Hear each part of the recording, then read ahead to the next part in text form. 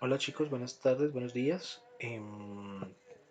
Bienvenidos a la segunda clase de marketing.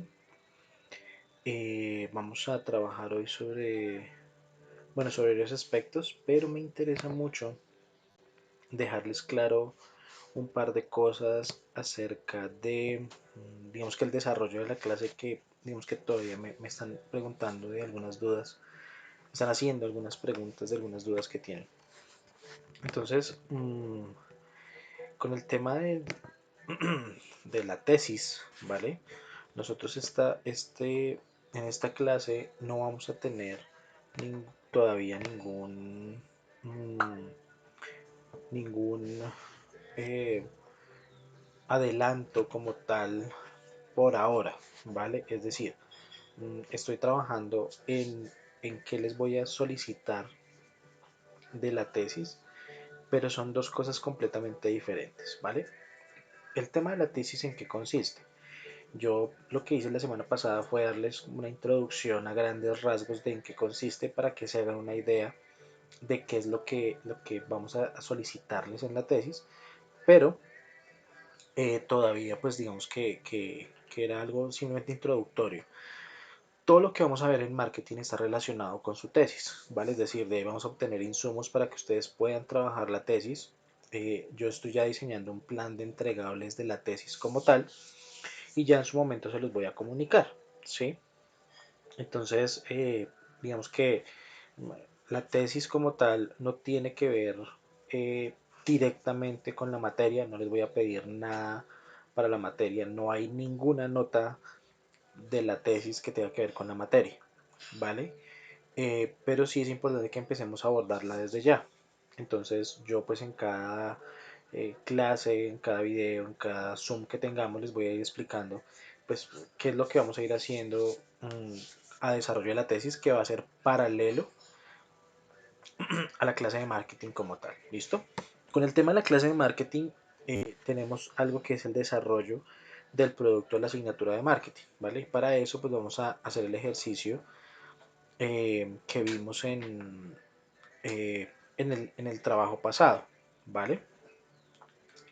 De generar un producto que pues en este tipo de situación que estamos viviendo en este momento podamos llegar a desarrollarlo. ¿Listo? Entonces ya les voy a hablar un poco más de eso al final del video, pero pues quiero que haya como claridad en el tema de la tesis, que es un desarrollo de producto que sí ustedes van a empezar a trabajar, pero pues todavía vemos que no.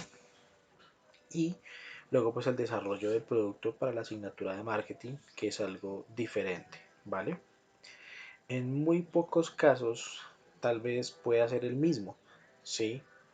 Pero digamos que eso ya lo vamos a entrar a evaluar después, ¿listo? Entonces, muy importante que tengamos claro ese tema, ¿bien? Mm, bueno, entrando ya un poco en materia, básicamente el objetivo de esta clase es comprender los aspectos generales, ¿vale? Que vamos a tener en cuenta en el montaje, en el desarrollo del montaje de un establecimiento de alimentos y bebidas. Entonces, mmm, aquí pues hay parámetros muy importantes que ya les digo, sí les van a ayudar con el tema de su tesis, eh, pero pues digamos que esto es en el caso de querer poner cualquier tipo de establecimiento gastronómico, ¿vale? De alimentos y bebidas. ¿Listo? Entonces, eh, tenemos tres puntos importantes que debemos tener en cuenta a la hora de establecer un local. Local entre comillas, ¿vale? ¿Por qué local entre comillas? Porque hoy en día existen diferentes tipos de eh, ideas de negocio. Anteriormente hablábamos de un local gastronómico, llámese restaurante o lo que sea, pero pues hoy ya tenemos diferentes tipos de alternativas para comercializar alimentos. Entonces ya vamos a hablar un poco más adelante acerca de eso. ¿Listo? Entonces, bueno, zonas claves. Vemos que hablamos de la cocina directamente, zona de producción y despacho. Aquí digamos que en zona de producción es cuando me refiero a que tenemos diferentes tipos de cocinas, diferentes tipos de estrategias eh, para producir alimentos, que ya pues, vamos a hablar un poco de eso, y también pues de despacho, ¿vale? Salón, comedor, ¿listo? Zona de distribución. Eh, Eso pues digamos que también depende un poco de la idea de negocio que nosotros vayamos a tener, porque pues hoy en día pues ya con el tema de los domicilios y demás pues esto está digamos que es un poco diferente, ¿listo? Y luego pues hablando de depósitos, almacenamiento y servicios básicos que tiene que ver con áreas comunes de baños, tanto para personal como para clientes, y pues áreas de depósitos de basuras, almacenamiento de materias primas, etcétera. ¿Listo? Entonces, esas es como las tres zonas, ya las vamos a desarrollar una por una. eh, para que lo tengamos un poco más claro. Y luego el tema del concepto, que en esto es lo que me quiero centrar muy puntualmente, y es el concepto como tal del restaurante, el menú o la carta, listo, la oferta gastronómica, que es digamos que el concepto que más me gusta utilizar, y el número de cubiertos en un comedor normal. Esto pues nos habla básicamente de la capacidad que tenemos de atención al público simultáneo. Me refiero a simultáneo porque yo tengo un restaurante de 20 cubiertos, es decir, me caben 20 personas sentadas. Pero pues obviamente yo puedo triplicar eh, incluso más esa cantidad de servicios. Yo puedo atender fácilmente 80 o 100 personas en el día en el restaurante. Listo, eso depende del horario de apertura y del tipo de concepto que maneje, ¿vale? Pero pues esto digamos que también se traduce un poco a capacidad de producción. ¿Listo? ¿En qué sentido? En que ocasionalmente alguno de ustedes no va a llegar a tener un establecimiento eh, abierto al público porque va a ser un food truck, es decir, yo no voy a tener un área específica donde yo pueda tener mi gente. Luego, pues, no sé, una plazoleta de comidas. Eh, Hay una zona común, hay un montón de mesas donde pueden caber, no sé, 200, 300 personas, pero pues obviamente todas esas mesas no me corresponden a mí directamente. Es decir, si yo vendo más que los demás y puedo llenar las 300 mesas solo con mi comida, fenomenal. ¿Vale? Digamos que eso es un área de libre acceso. Pero pues digamos que obviamente no va a ser así. Entonces ahí mido es la capacidad de producción que tengo, tanto en insumos como en maquinaria como en personal, ¿vale? Es decir, ya vamos a hablar un poco más de eso, de cómo se mide esa capacidad de producción eh, según el tipo de restaurante que manejemos, ¿listo? Entonces, con el tema del concepto, tenemos algo muy importante y es qué es lo que queremos hacer, ¿vale? Entonces acá tenemos una parte muy importante y eh, es lo que le va a permitir al cliente saber qué espera el restaurante con anticipación, ¿vale? Entonces, aquí es donde entran la clasificación de los establecimientos gastronómicos, que digamos que ha evolucionado mucho con el tiempo, ¿vale? Porque pues anteriormente hablábamos de hostales como tal. Esto digamos que históricamente eh, empezó, digamos que va muy ligado a la historia de la hotelería, y es que en algún momento eh, que empezó a suceder que la gente pues empezó a buscar lugares en los que, digamos, cuando viajaban y demás, que pudieran pues digamos quedarse, pernoctar, que es como el tecnicismo correcto, que es pasar la noche en un lugar, y de esa misma manera pues empezar a buscar dónde poder consumir alimentos, ¿sí? Esto se inició en los hostales y en las tabernas, entonces tabernas en donde se veían bebidas, y de pronto alguien dijo, oiga, pues, empecemos a comercializar alimentos también. Entonces era muy simple, de lo mismo que ellos preparaban para su comida, pues empezaron a hacer un poco más y empezaron a comercializar directamente alimentos, ¿sí? De ahí para allá pues eso ha venido evolucionando de una forma pues increíble, perdón, hasta lo que tenemos hoy en día, ¿vale? Los conceptos más populares que trabajamos nosotros aquí en Colombia, digamos que esto varía mucho, bueno, mucho no, un poco, de lugar a lugar, tiene que ver con digamos que un tipo de establecimiento mm, que pues de toda la vida, ¿no? Entonces, los tradicionales y los ejecutivos, estamos hablando de restaurantes menú, restaurantes corrientazos, ¿vale? Directamente, y menú ejecutivo, ¿listo? Entonces son restaurantes simples, poco personal para su operatividad, y normalmente solo prestan uno o dos servicios que es desayunos o almuerzos, ¿vale? Esto depende de la ubicación y el sector, ¿vale? Hay unos restaurantes de esos que solo brindan servicio de almuerzos por la zona en la que están ubicados, eh, y luego eh, otros que sí prestan servicio de desayunos también. Normalmente cenas, no, es muy extraño. Algunos de estos, dependiendo de la zona, lo que tienen en la noche no es un menú de cena, sino que, digamos, comercializan comidas rápidas.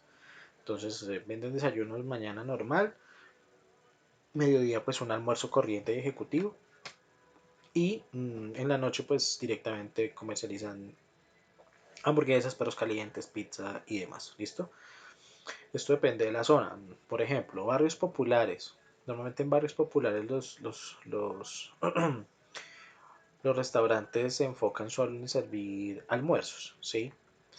Desayunos, no, porque digamos que en los barrios populares hay muchas panaderías, entonces las panaderías prestan el servicio de desayunos, y los restaurantes, pues digamos que se dedican es netamente a preparar almuerzos, ¿vale? Eso no pasa en todos, pero normalmente es así. Si hablamos de un restaurante, bueno, digamos que ellos en la noche sí que pueden prestar servicio, digamos, pues, comidas rápidas. Luego, si vamos a ver, no sé, Bogotá, Centro, Candelaria, los restaurantes en su mayoría desayuno y almuerzo, ¿listo? Es raro que tengan cenas, pero si estoy cerca de una universidad, igual sí me interesa tener pues algo para ofrecer, comidas rápidas o alguna cosa así, que es lo más común, ¿vale? Eso también depende mucho de la cantidad de personal que yo tengo, ¿sí? Los esos tradicionales y ejecutivos, digamos que funcionan un poco bajo eh, fuera de digamos que los límites de la ley establecidos, me refiero a normalmente no pagan prestaciones sociales a sus empleados, los salarios son por turnos, horarios digamos que normalmente 6 de la mañana, 3 y media, 4 de la tarde, y normalmente pues trabajan señoras, ¿vale? Es raro encontrar personas, digamos que con formación gastronómica en este tipo de restaurantes, primero pues porque no les interesa, es decir, por el sueldo, y también porque lo que buscamos acá es, pues nada, comida como la de la casa. O sea, son muy casero, y la mayoría funcionan así, ¿vale? No, no hablo en su totalidad, pero sí que la mayoría pueden funcionar de esa manera. Entonces, es un concepto pues que obviamente supongo que la mayoría conocemos. Menús normalmente pues rotativos, eh, principios, poco equilibrados gastronómicamente. Esto digamos que es importante mencionarlo. Y ya está, básicamente digamos que ese es el concepto como tal. Eh, Son restaurantes que procuran vender mucho, la utilidad digamos que no es tan elevada, pero como venden en cantidad, pues, digamos que el margen ocasionalmente es un poco más, es más alto, ¿vale? Bien, luego tenemos otro tipo de conceptos, digamos que yo los puse un poco mezclados, porque los conceptos normalmente se fusionan mucho. Es decir, puede haber un restaurante que tenga dos o tres conceptos básicos que han mezclado, por eso es el tema de las nuevas tendencias. ¿Listo? Entonces, restaurantes especializados en carnes y parrilla, digamos que de eso tenemos mucho, pero pues digamos que hay diferentes, ¿vale? Tenemos, no sé, los asaderos tradicionales, que quedan, por ejemplo, saliendo de Bogotá, por cualquier lugar, en donde encontramos diferentes tipos de cortes de carne, pues, parrillas, sopas, digamos que son relativamente costosos en algunos escenarios, um, y ya está, digamos que a veces pues es comida también muy tradicional, solo que sirven pues, cortes de carnes específicos a la parrilla, ¿vale? En este tipo de conceptos también digamos que tenemos otra versión que son los restaurantes especializados en carnes, pero digamos que ya son carnes maduras, restaurantes digamos que mucho más gourmet, ¿vale? Por ejemplo, La Bifería es uno de los restaurantes más conocidos de Bogotá. Sirven una carne de muy buena calidad. De hecho, en ese mismo restaurante uno puede comprar la carne cruda. Eh, digamos que está bastante bien. Si comparamos uno con otro, pues este es un restaurante donde el servicio es un poco más exclusivo, donde digamos que uno no tiene contacto directamente o no ve las parrillas ni demás, es una cocina completamente aislada. Pues contrario a los otros, digamos que restaurantes de parrilla tradicionales, que pues sí, como que se ve todo ahí el señor asando la carne y una cosa y la otra, ¿sí?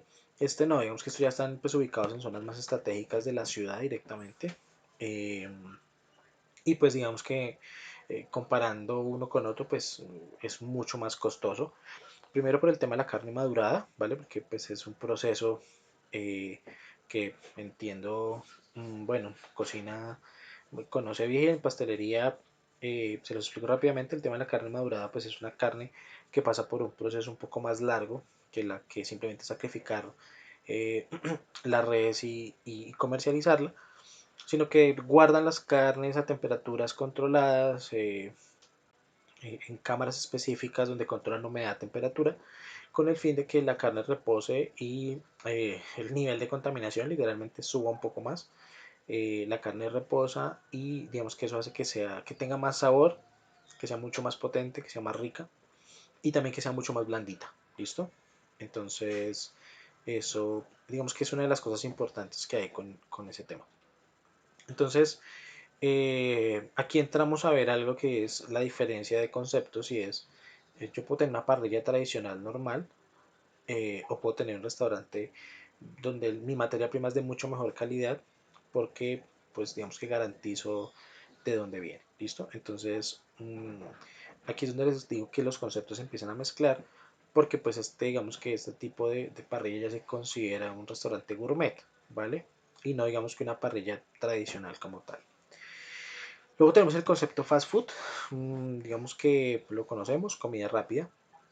Sin embargo, en algunos lugares ha también dejado de ser comida rápida, ¿vale? El tema de la comida rápida, pues tiene dos puntos importantes. Uno es que digamos, la forma es el ensamble, ¿listo? En su momento, McDonald's, creo que todos lo conocemos, lo que ellos empezaron a hacer fue eh, armar líneas de producción en las hamburguesas como si fuera una fábrica de algún tipo de otro producto, ¿vale?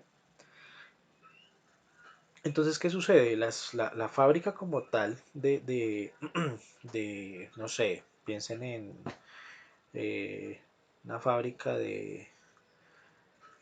pues no se me ocurre nada, que tengo en la mano, eh, de billeteras. Entonces, son máquinas que eh, pasa el cuero por un lugar y cortan de una vez, una máquina corta 100, luego eso pasa por otro lado y luego entonces pasa por unas máquinas que la cosen, luego otras que las doblan, luego sí, hasta el producto final. Ellos pensaron hacer exactamente lo mismo. Decir, oiga, tener una sola persona que esté haciendo todos los procesos, ¿sí? Es muy diferente a tener diferentes personas que van haciendo solo un proceso, ¿sí? Me explico. Necesito armar 1000 hamburguesas en el día y para eso yo tengo 4 personas. Entonces yo no pongo las 4 personas a que cada uno arme la hamburguesa completa, ¿sí? Entonces, sí, cada uno tiene que armar 200 hamburguesas, 250, entonces no.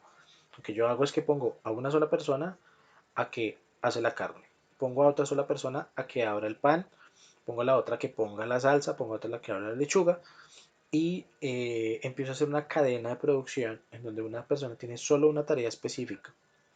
Entonces, eso hace que se faciliten los tiempos directamente de la producción.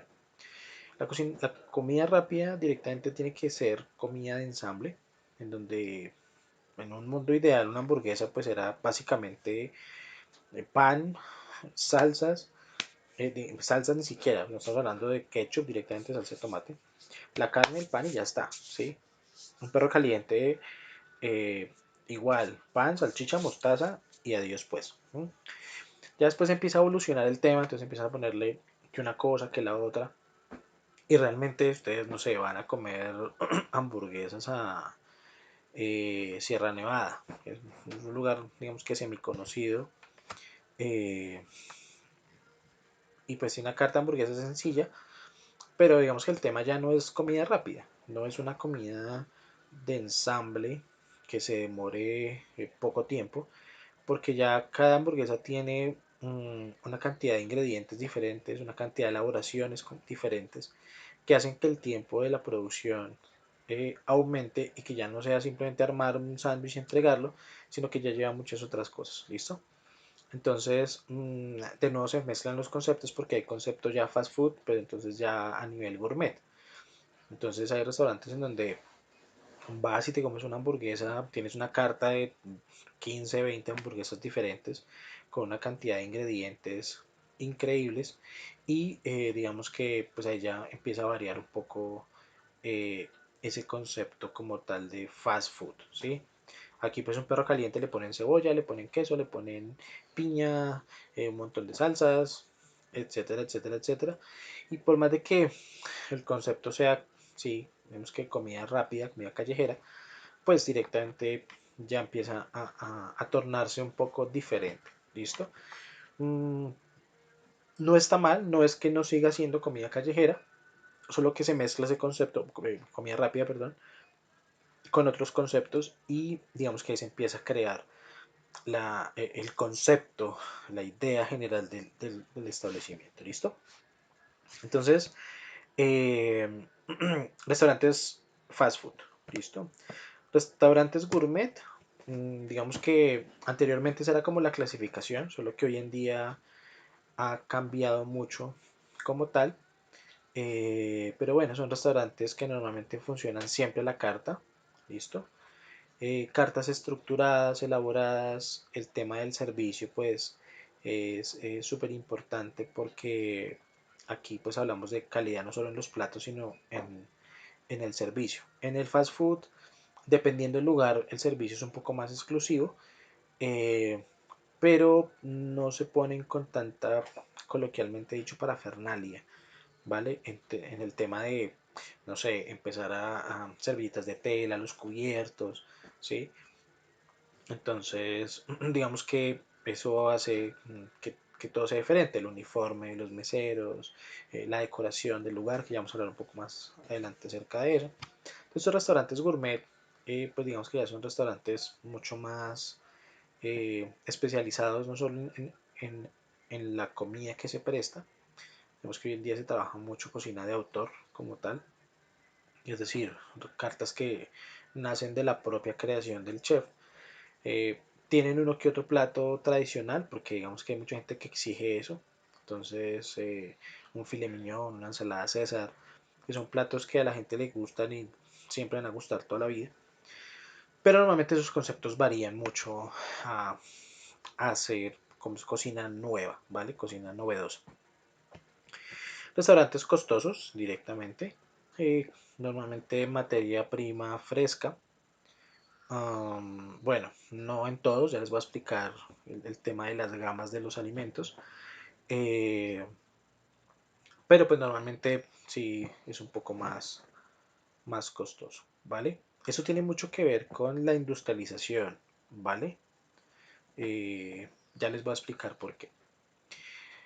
Luego tenemos cocina fusión, ¿vale? Entonces digamos que estas cocinas fusiones están también dentro de los diferentes tipos de establecimientos, eh, tan como gourmet, como cocina internacional y como cocina de autor, ¿vale? Eh, entonces se empiezan a fusionar técnicas diferentes, mmm, con recetas, digamos que muy tradicionales de un lugar y mezcladas con otras, ¿sí? Por ejemplo, el sushi. El sushi actual que nosotros consumimos aquí en Bogotá no es el sushi tradicional, no digamos que no es el sushi puro, ¿sí?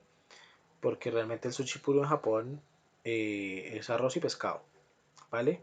Wasabi, soya y digamos que un par de cosas más y paré de contar, ¿sí? Pero digamos que después de toda la occidentalización de todo el cuento, digamos que el Filadelfia, que es un rollo que tiene salmón, queso y aguacate, pues digamos que el tema del queso crema y el aguacate pues es algo muy de por acá, ¿sí? Por eso se llama Filadelfia. Entonces digamos que es una fusión de ingredientes en una elaboración digamos que muy tradicional como es el sushi japonés y pues digamos que eso ya es una fusión directamente. Entonces eso también es importante que lo conozcamos porque a veces eh, no conocemos las raíces de los platos que estamos trabajando y pues digamos que llegamos a cometer el error de creer que el plato es completamente tradicional de un lugar cuando realmente no tiene nada que ver una cosa con la otra. ¿Listo? Entonces ese es como el tema. ¿Vale? Bueno, restaurantes específicos de temáticas muy puntuales como comida de mar, por ejemplo, que simplemente tienen diferentes tipos de elaboraciones a base de pescado. De esto pues hay restaurantes muy tradicionales, con precios digamos que relativamente bajos. Y luego pues otros restaurantes ya también clasificados en categorías gourmet donde los platos llegan a ser bastante costosos. ¿Listo? Luego tenemos comida internacional, que ya son conceptos específicos de, ok, yo voy a poner aquí un restaurante de comida italiana, voy a poner un restaurante de comida francesa, peruana, mexicana, ¿sí? En esto también tiene mucho que ver un poco el, digamos que no siempre es, no siempre están catalogados como gourmet, normalmente sí, pero pues digamos que una pizzería de barrio normal puede decir, oiga, yo quiero tener un concepto italiano, entonces voy a vender pizza, voy a vender lasañas, voy a vender pastas, y a la final pues digamos que no sin salirse del rango de precio normal de barrio, ¿vale? Como tal. Y luego pues ya tenemos un nivel así como mucho más alto que es el nivel de estrellas Michelin. ¿Listo? Este tipo de restaurantes son extremadamente rigurosos con, el servicio y también con los alimentos, ¿vale? Normalmente pues cartas novedosas, cocinas de autor. Ellos tienen un par de excepciones en el mundo eh, con las estrellas, ¿vale? Básicamente, ¿qué son las estrellas Michelin? Para los que no lo conocen, es un galardón, ¿vale? Que es un premio que se le ha dado a diferentes tipos de restaurantes en el mundo por la excelencia tanto en los alimentos como en el servicio y como en la novedad de la carta, ¿sí? Es una, es una, se me fue la palabra, es un premio que normalmente existe en Europa y Estados Unidos, en Asia. Aquí en Sudamérica solo hay un restaurante que tiene una estrella Michelin, que es un restaurante peruano, y se la dieron hace, bueno, 2 años, tal vez, sí, más o menos. Y ya está, ¿vale? Digamos que aquí en Colombia no hay ningún restaurante que tenga ese Michelin. De hecho, en Sudamérica no hay ninguno. Hasta ahora el primero es un restaurante peruano. Ahora, hay chefs que tienen restaurantes en Nueva York, en los cuales tienen un restaurante, o sea, tienen estrellas Michelin en el restaurante de allá, ¿sí? Entonces, el caso de Gastón Acurio, por ejemplo. Entonces, él, hace mucho tiempo decía, no, es que tiene restaurantes, o sea, tiene estrellas Michelin y en Perú tiene estrellas Michelin, pero pues digamos que eso no es real. El restaurante que tiene en Nueva York tiene estrellas Michelin, pero el que tiene en Perú no. Entonces, digamos que eso es, digamos que importante que lo tengamos claro. Michelin, digamos que ellos tienen una guía de restaurantes, ellos son los mismos de la marca de las llantas, de los neumáticos, y ellos pues digamos que tienen un proceso bien interesante para ver, para ver qué, para ver la receta. En la descripción del video les voy a poner un link de YouTube donde explica qué es las estrellas Michelin, cómo funciona y todo el cuento como para que lo tengan claro. Este tipo de restaurantes son increíblemente especializados, es absurdamente costoso comer ahí. Restaurantes que tengan una y dos estrellas, tres estrellas Michelin, es imposible reservar pronto. Normalmente si Estos restaurantes funcionan por temporadas, ¿vale? Por estaciones. Normalmente en verano es como el top y algunos de ellos en invierno se encierran a trabajar y a crear la carta de la siguiente temporada. Y es increíble porque pues, es una locura, ¿vale? Los platos son increíbles, es súper costoso y aparte de eso, pues son los mejores cocineros del mundo, ¿vale? Entonces llegar a tener una estrella es una cosa complicadísima. Yo trabajé en un restaurante en Madrid donde éramos 50 cocineros, que éramos 40 cocineros para atender a 50 clientes. Solo teníamos servicio de cena, era un menú de 18 platos, 18 tiempos, ¿vale? Donde pues hay un montón de aperitivos, entradas, cortantes, bebidas, fuertes, diferentes tipos de proteínas, etcétera, etcétera, 3 4 postres. Entonces para que tengan como la dimensión de qué tipo de restaurantes son estos, ¿vale? Comida carísima, pero son experiencias. ¿Y a qué voy con esto? En este tipo de restaurantes ya no se trata de vamos a comer porque hay que satisfacer una necesidad básica del ser humano, sino que lo que hacen es generar experiencias. Entonces, tienes que ir a comer allá y tienes que pensar que te vas a demorar 2 horas y media, 3 horas, porque todo es un proceso completo, desde que llega al restaurante, desde que se lavan las manos hasta que directamente se van a los postres y demás. Aquí en el restaurante creo que algunos de ustedes en su momento fueron eh, al cielo, ¿vale? Entonces, es uno, bueno, no sé si escuchan el perro, lo siento. Eh, es un, es uno de los restaurantes, digamos, con una experiencia medianamente similar a lo que puede ser un restaurante de estrellas Michelin. Los que ya fueron al cielo, pues al final es, los que ya fueron al cielo, pues al final es eh, muchísimo mejor la experiencia como tal. Ya se pueden imaginar de qué nivel estamos hablando, ¿vale? Eso en cuanto al tema de los conceptos como tal. Hoy en día hay diferentes tipos de conceptos específicos y cada uno puede llegar a ubicarse en el que mejor le convenga. No es que tenga que clasificarlo como tal, ¿sí? Porque pues, digamos que por el tipo de producto esa clasificación ya se da. Pero sí es importante que yo quiera o defina qué es lo que quiero hacer, ¿sí?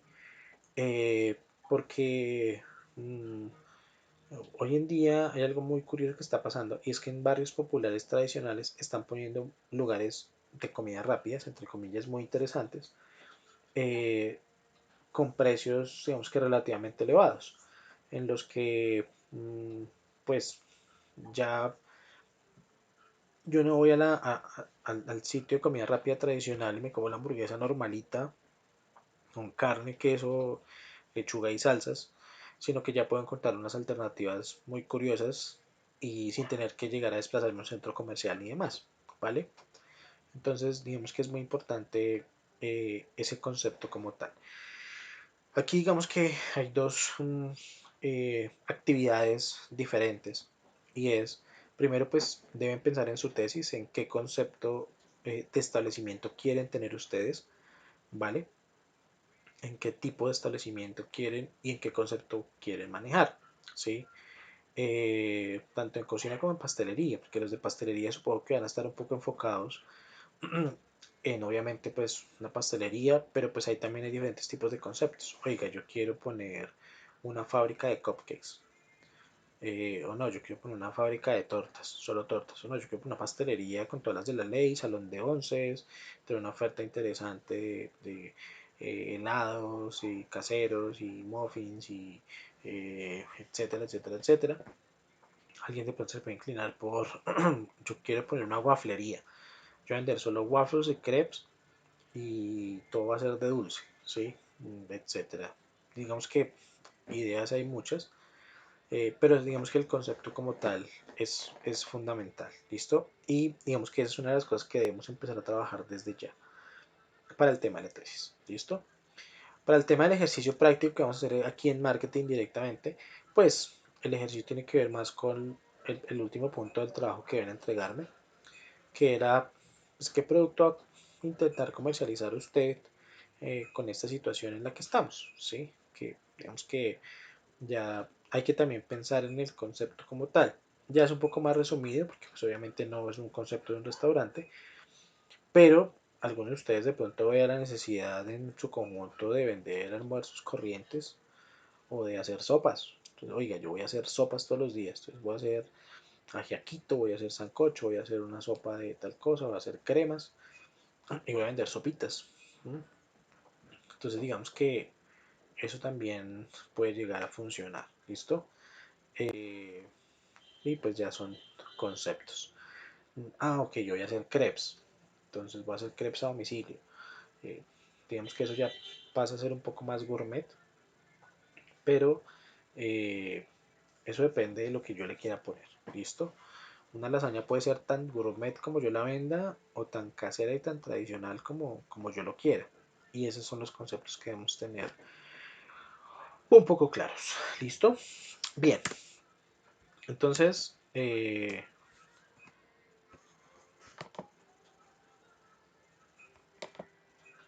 propuesta.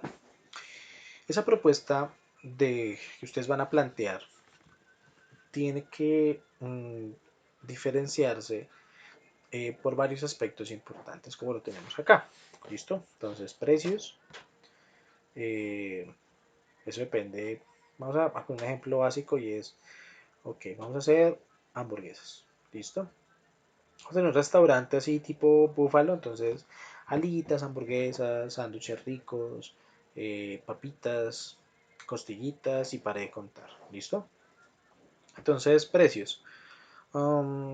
Esto pues depende mucho del lugar en el que yo quiera estar, de la competencia, como vimos la clase pasada, y de la calidad de materia prima que yo quiera tener. ¿Listo?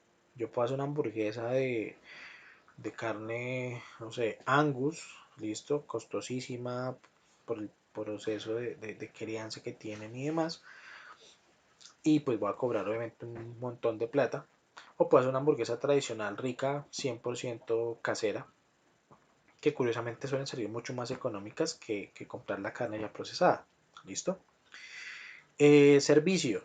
Esto digamos que ya depende mucho de eh, el- la forma en la que yo quiero, digamos que despachar entre comillas el producto. Y eso, oiga, yo quiero montar algo súper bonito, meseros con uniformes eh, y súper nice. O no, nada. O sea, tipo plazoleta. Yo llamo a la gente, le entrego su bandejita con su hamburguesa, todo el cuento y ya está, ¿sí? ¿Eso en qué me define? Pues obviamente más sale más económico porque no debo tener meseros y pues digamos que el servicio es mucho más informal, ¿sí? Entonces eso, digamos que todo eso depende en la propuesta y en el concepto como tal, ¿listo? Por especialidad de platos, bueno, pues obviamente eso va ligado completamente al concepto y es pues qué tipo de productos. Entonces, oiga, yo voy a tener una carta súper grande con un montón de hamburguesas diferentes, va a ser hamburguesas del mundo, entonces va a tener por zonas, la hamburguesa española, la mexicana, la italiana, la dominicana, ¿sí? Son ejemplos netamente, ¿vale? Por ofrecer delivery, que es básicamente comida para llevar y demás. Horarios de atención, esto es fundamental, ¿listo? Porque esos horarios de atención ocasionalmente tienen un impacto súper positivo o negativo según el establecimiento que yo tenga, ¿vale? Eh, ¿Qué sucede? Normalmente este tipo de lugares abren tarde. Entonces yo tengo un restaurante, hamburguesas, normalmente puedo abrir a mediodía y es rara la gente que vaya a almorzarse una hamburguesa. Depende de la ubicación, ¿vale? porque normalmente las ventas suelen ser mucho más en la noche, ¿sí? Entonces, también tiene que ver el horario de atención de muy tarde. En algún momento, hace muchos años, en las bombas, bueno, no recuerdo qué marca de bombas era, empezaron a salir unos, creo que eran las ESO, bueno, no lo sé. Empezaron a salir unos lugares que se llamaban Tiger Market, ¿vale? Entonces era algo similar a un Oxxo, ¿listo? Y en las bombas de una marca específica siempre había un establecimiento así, donde vendían, tenían pues eso, paquetes y como un mini supermercado, ¿vale? Pero además de eso vendían perros, hamburguesas y un par de cosas más, ¿no? Bebidas y todo el cuento. Y durante un tiempo cogió, digamos que hubo mucho auge con ese tipo de cosas. Luego las otras bombas empezaron a imitarlo, ¿no? Eh, también vendían bebidas alcohólicas. Entonces, y pues digamos que están abiertos toda la noche. Después de eso salió el tema de que ya no se podía, mm, después de las 3 de la mañana, tener actividades relacionadas con el alcohol y demás. Y digamos que prohibieron de una otra forma la venta de ese tipo de productos. Salió la ley zanahoria, de hecho creo que era hasta la 1 de la mañana. Eso fue hace bastante tiempo, algunos se acordarán de eso. Y eso digamos que llevó a que sus establecimientos cerraran porque realmente su fuerte era el alcohol. Entonces mucha gente llegaba ya aprendida a comprar alcohol, a comprar algo de comer, y a la final ya solo quedan un par en algunas bombas como muy específicas del norte y demás, que todavía digamos que llega a funcionar. De hecho todavía existe algún Tiger Market, ¿sí? Pero una figura como la del Oxxo. Entonces, ¿qué sucede? Aún así, digamos que hay muchos lugares en donde trabajan esto toda la noche, ¿sí?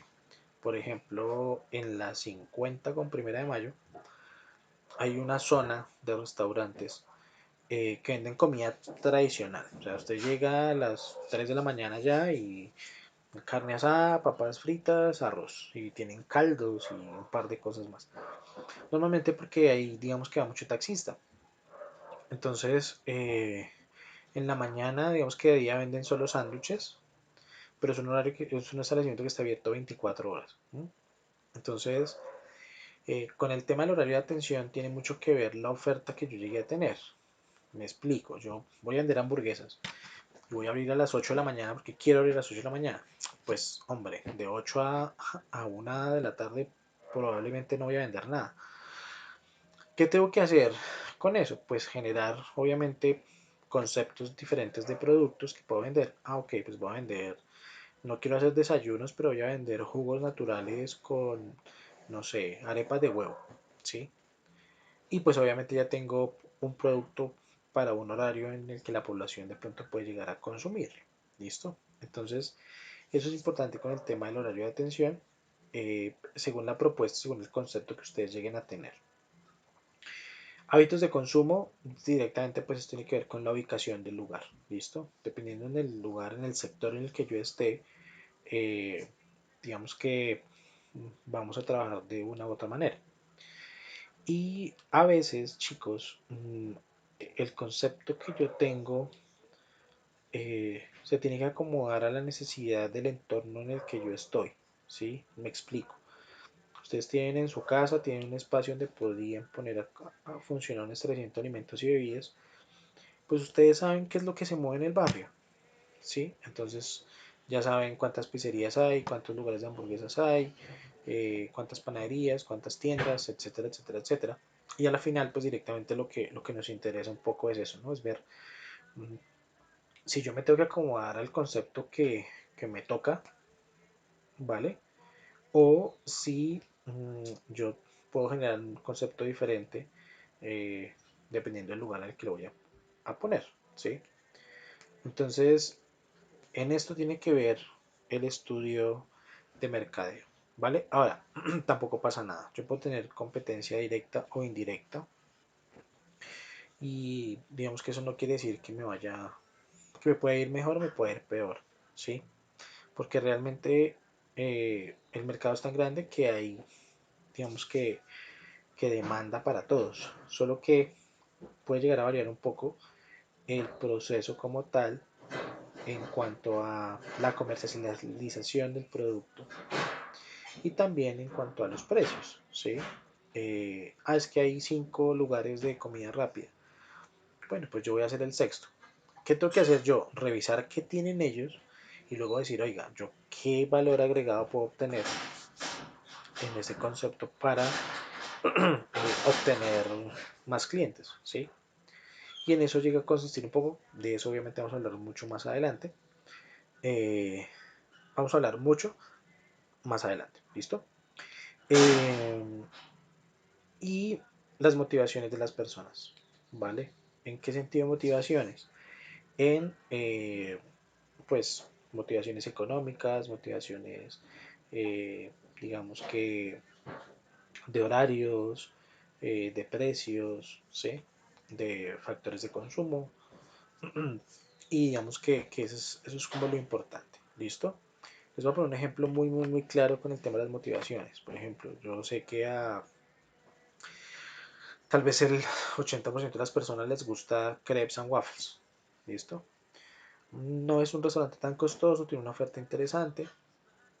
Ahora, ustedes y yo que ya sabemos de este cuento de la cocina y demás, sabemos que la carta que tienen ellos es una carta sencilla, ¿listo? Entonces, crepes, pain cook, las pitas, los waffles, bueno, los helados son buenísimos. Tiene unos postrecitos, una buena barra de ensaladas y ya está. Ahora, ¿qué pasa si yo puedo generar esa propuesta muy similar, pero la pongo en el barrio? Entonces la gente no tiene que desplazarse hasta un centro comercial para consumir un producto muy similar y de pronto a un precio más económico, ¿sí? Eh, Esa es la idea, cubrir una necesidad, competir obviamente con el ambiente, con el espacio y con el producto. Pero digamos que la comida de crepes, digamos que hablando muy a carta abierta, pues no es que sea la mejor del mundo. Es rico, pero ya está. O sea, ellos, el crepe de pollo con champiñones que tienen ellos es el que ustedes aprendieron a hacer. Una salsa blanca, pollo cocido, champiñones, mantequilla, ¿vale? Salsa, eso es una salsa bechamel mezclada con una salsa velouté, un poquito de crema de leche y el crepe. Digamos que no es nada del otro mundo, ¿vale? Entonces, esa es como la idea como tal en, el, en esto de la propuesta que ustedes van a presentar. Ustedes deben presentar una propuesta que contenga, digamos que todo eso. Eso va a ser directamente para la tesis, ¿listo? Entonces, ya les digo, es importante que vayan pensando en qué es lo que quieren hacer con eso, pero pues no, pues por ahora digamos que no es una tarea ni nada por el estilo, ¿vale? Local. En el local, vuelvo a decir entre comillas, porque digamos que aquí hice una pequeña variación y tiene que ver mucho con cocinas tradicionales, ¿vale? Restaurantes típicos en donde tenemos pues una cocina, un salón, eh, y pues según la norma que ustedes vieron en higiene y bromatología, todos los procesos y todas las áreas que va a tener en cuenta de almacenamiento, disposición de residuos, aseos y demás. ¿Listo? Mm, Food trucks. Oiga, claro, lo que pasa es que yo voy a manejar un camión. Entonces, directamente mi producción va a ser pararme en un parque y empezar a comercializar. Entonces, pues, obviamente el espacio que me interesa conocer tiene que ver con la, pues, con la cocina como tal, ¿vale? Zona de producción directamente. Aquí digamos que se complejiza un poco porque cuando yo tengo una cocina tradicional pues tengo más espacio para almacenamiento, eso me permite digamos que tener proveedores que vayan a donde yo estoy pues para que me digamos que surtan de alimentos. Con un food truck el almacenamiento digamos que es más pequeño, tengo menos espacio, entonces eso me requiere digamos que comprar alimentos mucho más seguido, el tema de los insumos y pues digamos que eso eh, pues digamos que tiene un funcionamiento un poco diferente. ¿Listo? Cocinas clandestinas, digamos que entonces ya es la misma cocina eh, de producción. Sin embargo, pues en esa cocina yo no estoy, yo pues simplemente produzco y ya pues tengo empresas que se encargan de comercializar, ¿sí? Ahora, por ejemplo, en este tiempo de cuarentena, pues todas las cocinas se volvieron clandestinas, ¿vale? Entonces, ¿qué pasa? Los meseros, nada, vacaciones obligatorias, al que podemos hacer algo, podemos hacer algo. Y el resto, pues nada, producir y Rappi, Uber Eats, domicilios.com, Foodie, etcétera, etcétera, etcétera. ¿Listo? Eh, entonces, nada, yo simplemente produzco, me llegan órdenes como tal y yo simplemente empiezo a comercializar. Ya está. No tengo que tener cajeros, no tengo que entenderme con nada de dinero. Simplemente me llega la materia prima, yo la transformo, pago inventarios y distribución. ¿Listo? Plantas de producción. Esto funciona mucho para muchas cadenas grandes, sobre todo. Eh, entonces, tanto grandes como pequeñas, ¿vale? ¿Por qué pusimos esto acá? Bueno, porque lo puse acá, de hecho. Porque de pronto el concepto que ustedes tienen es tener una fábrica, por más de que sea pequeña, puede ser fábrica. Oiga, yo voy a comercializar, no sé, mm, brownies. Entonces yo voy a tener una planta de producción y lo que yo voy a hacer es, yo voy a ponerme en muchos sectores estratégicos de la ciudad, voy a montar un carrito muy bonito y yo voy a tener el brownie ahí listo. Entonces necesito un horno microondas, necesito salsas, necesito coberturas, entonces tengo un baño María con cobertura de chocolate blanca y cobertura negra, y tengo arequipe, tengo mermelada, tengo maní, tengo otros frutos secos, y es un brownie al gusto, ¿vale? Eso lo acabo de inventar. Y entonces yo lo que hago es, tengo una fábrica donde yo hago la mermelada, donde hago el arequipe, donde hago la salsa de chocolate blanco y negro. Yo hago todo en la planta de producción y yo voy a distribuir a los 4 o 5 carritos que tengo, y allá pues a cada uno llego con un inventario y digo, ok, a usted le voy a dejar 20 brownies hoy, le dejo tantos litros de salsa de esta, de esta, de esta, de esta, ¿sí? Entonces, así funcionan, por ejemplo, Gino's Pizza. Ellos tienen una fábrica gigante, un centro de acopio gigante, y ellos hacen todo allá. Las sopas, las, la salsa boloñesa, por ejemplo, ellos todo lo hacen allá y lo envían envasado a cada centro de producción. Y en cada centro de producción llega fresco los champiñones, eh, digamos que la masa la hacen en los centros de producción, pero el resto llega todo listo, ¿vale? Entonces digamos que así funcionan muchos establecimientos hoy en día. ¿Eso para qué? Para minimizar el riesgo de la elaboración de productos en cada punto, ¿sí? Entonces es más fácil tener una planta de producción. Entonces en esta planta yo hago los brownies y los distribuyo, ¿sí? Y luego de pronto no solo a puntos propios míos, sino de pronto, no sé, alguien me los pide porque quiere vender los brownies que yo hago, entonces ya se los llevo directamente desde la planta. Pues digamos que es un poco más sencillo, ¿listo? Entonces, alguno de ustedes puede tener un concepto, de hecho creo que un estudiante de Chapinero, digamos que ya tiene una fábrica de pasabocas, almojábanas y demás, y pues ella lo que hace es distribuir, pues es un poco diferente, pero pues ella distribuye a diferentes puntos de venta, entre comillas, y pues digamos que esa es una forma importante. Entonces el concepto puede estar de esa manera, ¿listo? Ahora, no tiene que ser, es decir, no tienen que ser ya 3 4 puntos. Yo puedo arrancar esta idea que les cuento con un solo punto, pero no elaboro nada en el producto, en el lugar donde comercializo, sino que todo lo elaboro en una planta de producción. Obviamente empezando sería en la casa, pero digamos que esa es como la idea tradicional, ¿vale? Y la comida callejera, pues nada, carritos y demás, ¿listo? Entonces, ustedes pueden escoger el que quieran. Si ya se van como, oye, yo, es que yo quiero montar un carrito de perros, pues tiene que ser la super idea, o sea, tiene que ser algo completamente diferente a lo que ya existe. No es como la alternativa fácil, tiene que ser algo muy innovador que realmente digamos, oiga, si esto merece la pena el tiempo, ¿vale, chicos? Posicionamientos de producto.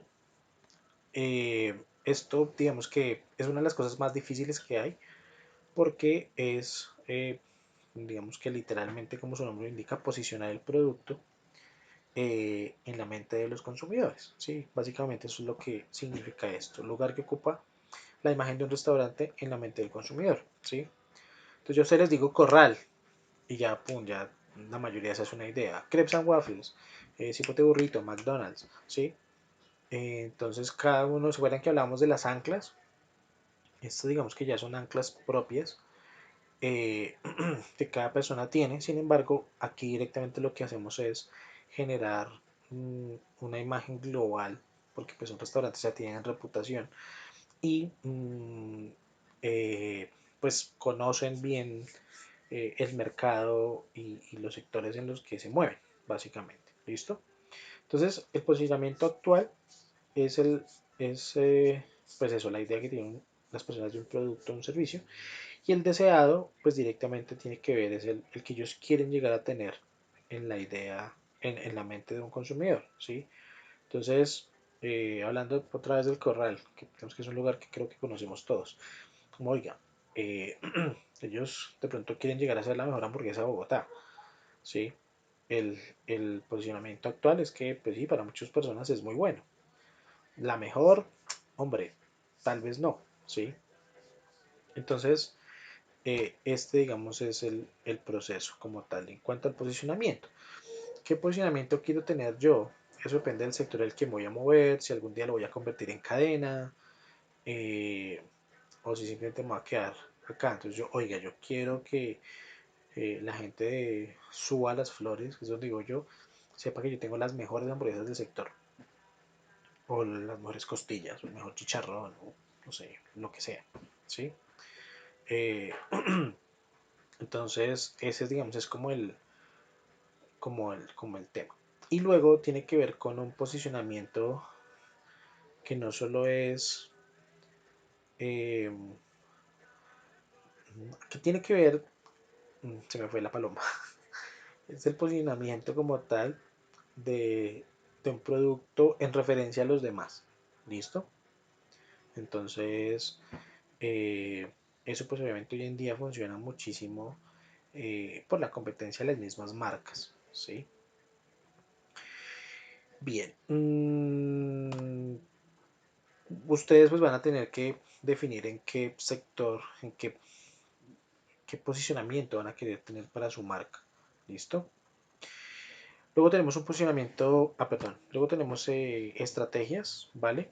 Ese tipo de estrategias es la forma en la que ustedes van a garantizar que su producto va a tener más competitividad con otros productos eh, por la forma en la que ustedes lo están relacionando. Entonces, atributos, directamente atributos físicos, funcionales, eh, eh, que tienen, digamos, que ver ocasionalmente incluso con la ubicación estratégica del mismo lugar, ¿sí? Entonces, lo que les contaba ahorita del restaurante Crepes, yo voy a poner un restaurante Crepes súper bonito, eh, cosa que la gente vea y me parezca súper chévere y sepa que no tiene que ir hasta Crepes and Waffles, no tiene que hacer fila y va a consumirse un producto similar o mejor.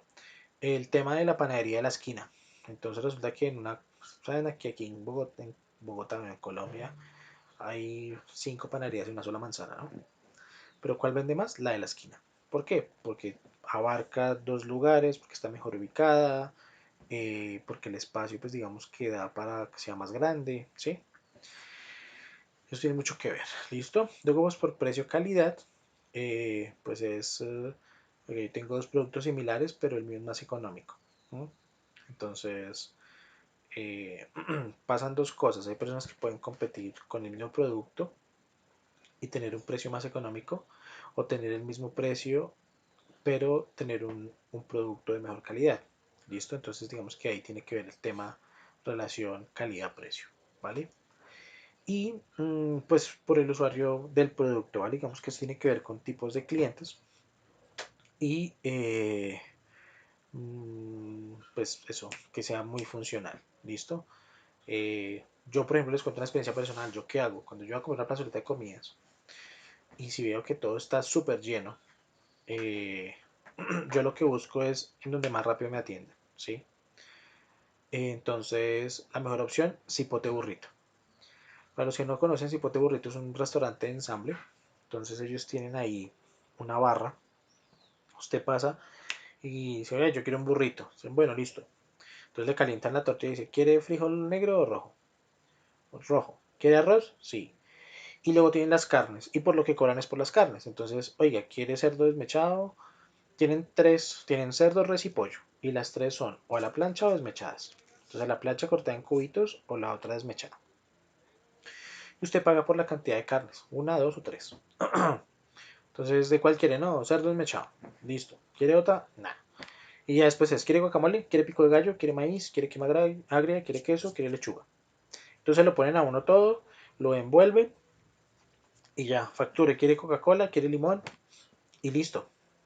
Y tienen solo tres platos. Tiene una ensalada, que es lo mismo pero sin la tortilla. Se la sirven a uno en un poke, en una taza. Y luego tienen unos nachos. Entonces los nachos, pues montar los nachos y pues nada, ponerle frijolitos encima, queso, lechuga. Entonces digamos que todo es de ensamble, como Subway. ¿Sí?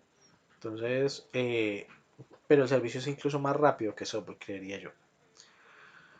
Entonces, ¿qué pasa? Es muy ágil, puede que haya una cola larga, pero se mueve muy, muy, muy, muy bien. ¿Listo? Entonces, eso digamos que tiene que ver con, ellos tienen algo diferencial a la competencia y es que son muy rápidos, ¿sí?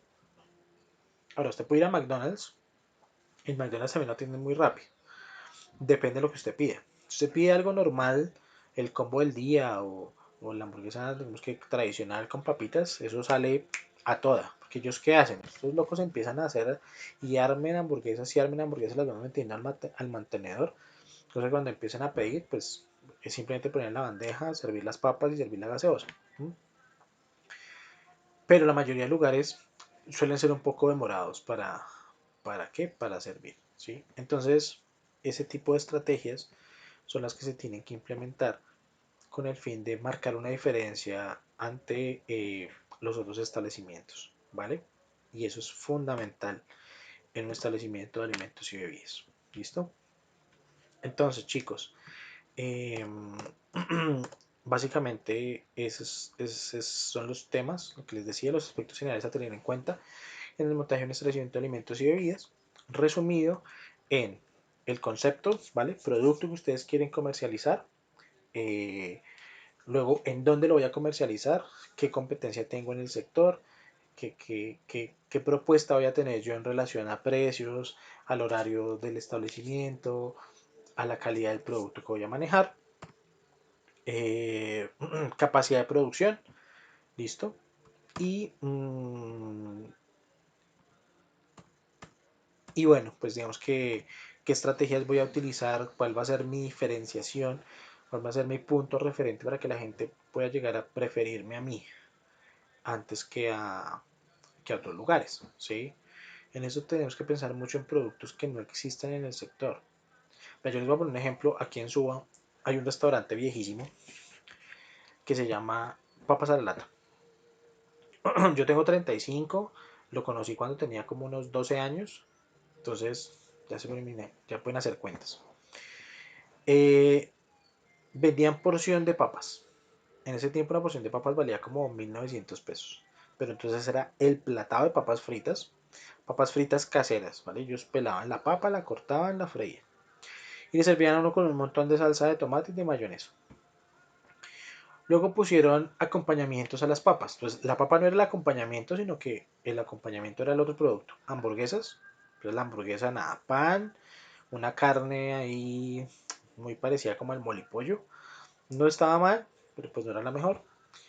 Y ya, creo que queso y lechuga. Para de contar. Un chorizo metido en un pincho también. Y creo que un perro caliente. Ah, no, una salchipapa. Sí, salchicha americana frita con las papas y para de contar. Y vendían lo que ustedes no se pueden imaginar. Y pues, de hecho, todavía el establecimiento existe. Cambiaron de local, se pasaron a uno mucho más grande. Mm, y pues papas fritas, sin más, ¿sí? ¿Qué diferencia? Que es que era el platado de papas fritas. O sea, literalmente servían muchísimas. Entonces, eh, ir a comer pues allá, chévere, porque era abundante y luego pues digamos que valía la pena porque no era tan costoso. De hecho no era nada costoso.